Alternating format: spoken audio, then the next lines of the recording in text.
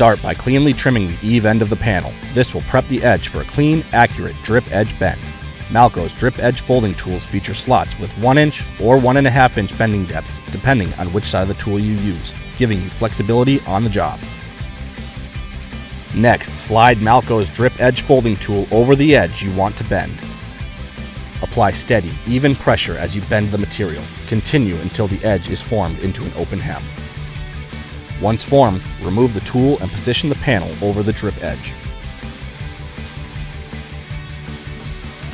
For best results, use a Malco professional grade seamer or tongs to pinch and lock the panel tightly around the drip edge. With Malco's drip edge folding tools, you get fast, clean, and professional results every time.